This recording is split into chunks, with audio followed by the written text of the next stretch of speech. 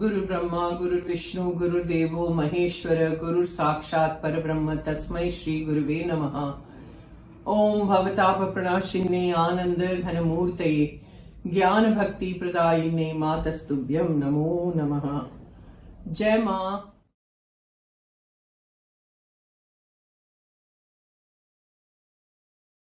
माँ के आविर्भाव के संबंध में माँ ने जो बताया है ना, उसमें कई बातें हैं, अनेक बातें हैं, लेकिन उसमें से एक बात यही है कि इस विश्व के हर एक कण से, पत्थर से, कंकर से, मिट्टी से, सूखी लकड़ी क्यों न हो, उससे भी पुकार आ रही थी,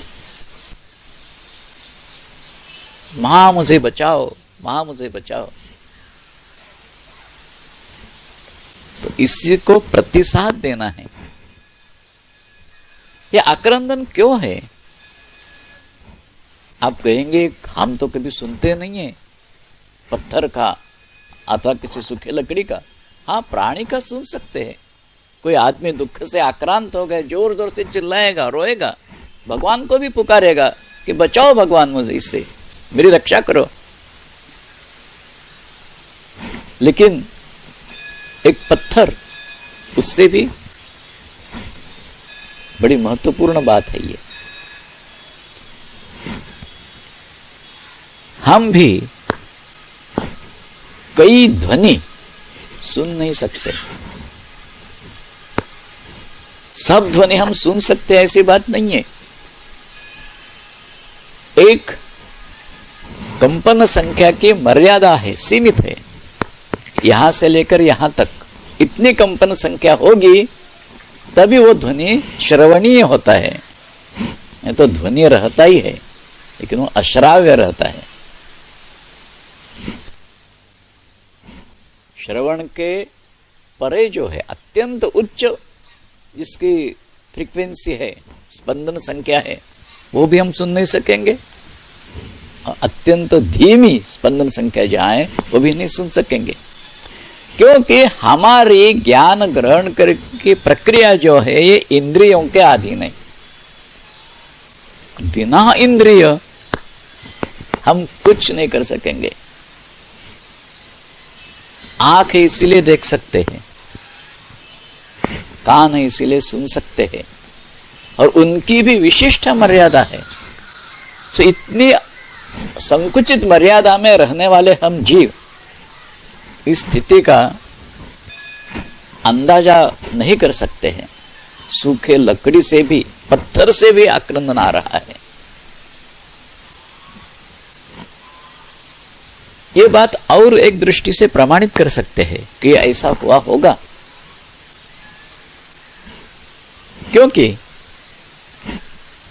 पूरा विश्व अगर ले लेंगे, इसमें से विश्व का अर्थ ही व्यक्त जो हो गया है, वो जो प्रकट हो गया है, व्यक्त हो गया है, उसमें से कोई भी अंश ले हो, वो स्पंदनात्मक ही है। ये बात ध्यान में रखना।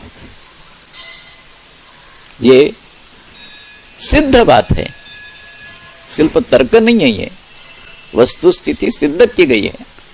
स्पंदन संख्या भी उसकी अलग अलग रहती है।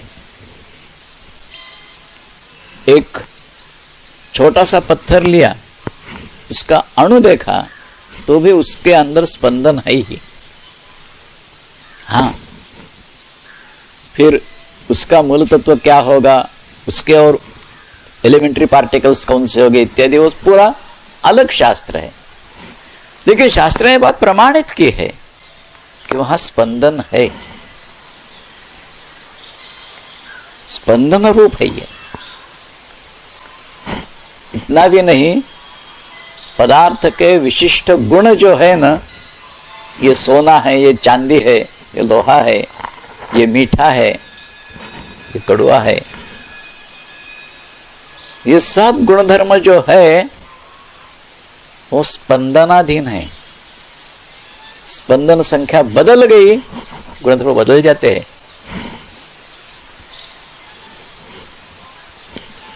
ये जो किसी भी वस्तु का अत्यंत सूक्ष्म भाग, उसका अणु,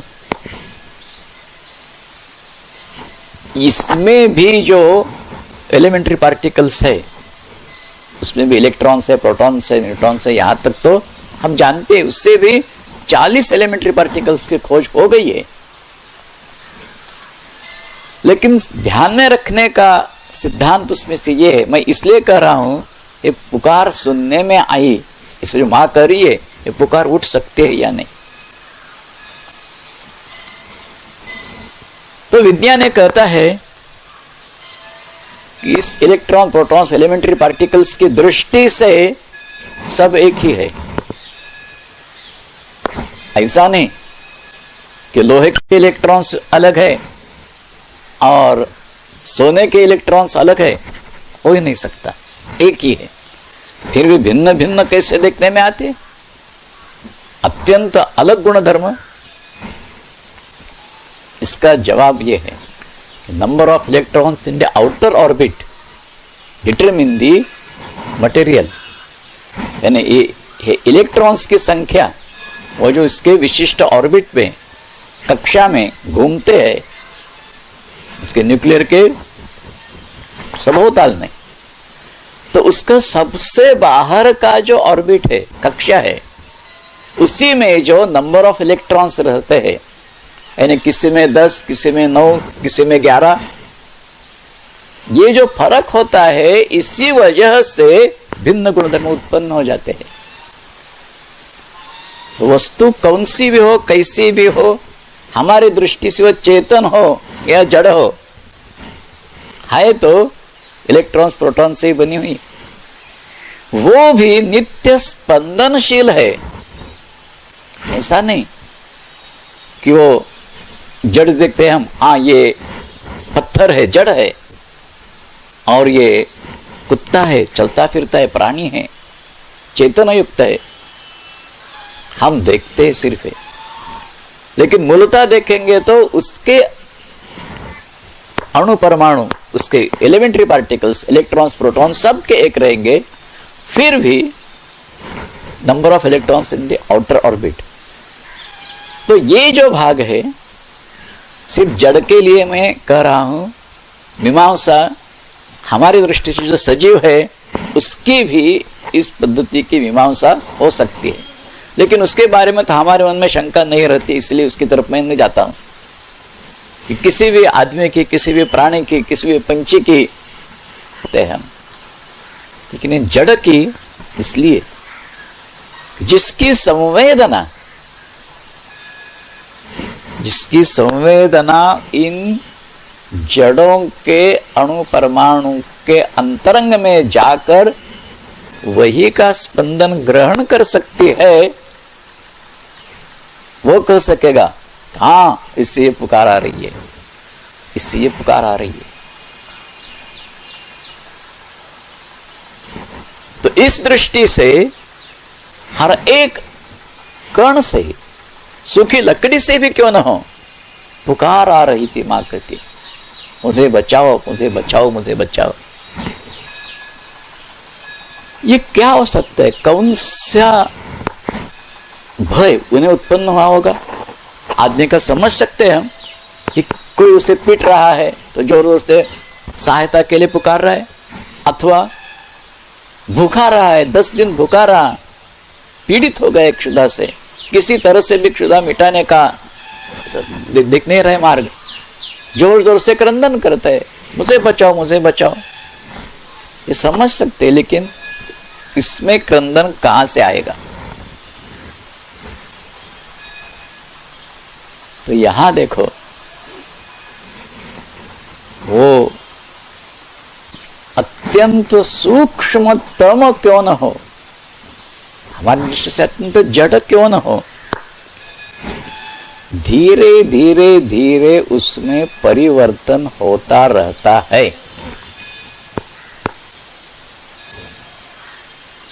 ये बात ध्यान में रखना।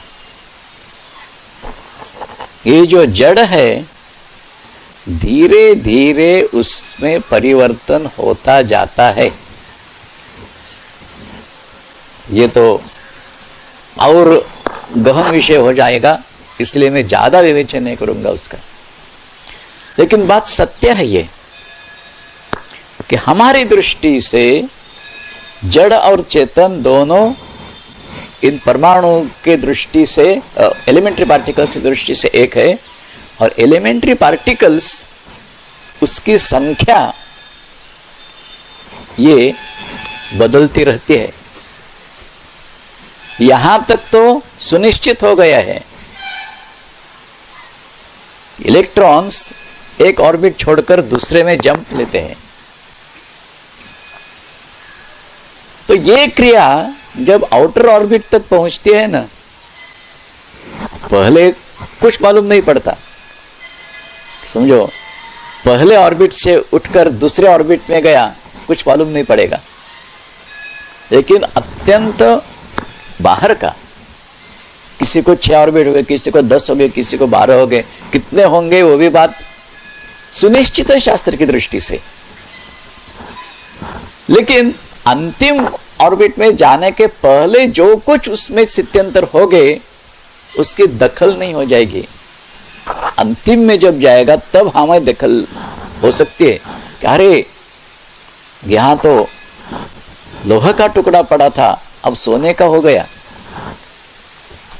ये हमें देख के मालूम हो जाता है, क्योंकि हमारी दृष्टि वही है सिर्फ। ये कार्य धीरे धीरे धीरे शुरू है, धीमी गति से शुरू है। जैसे समझो यहां एक वस्तु रखी है, मैं नीचे में लेने की कोशिश कर रहा हूं, थोड़ा सा पहला जंप लगाता हूं, फिर जोर करके लगाता हूं, फिर जोर करके लगाता हूं। ऐसे होते होते होते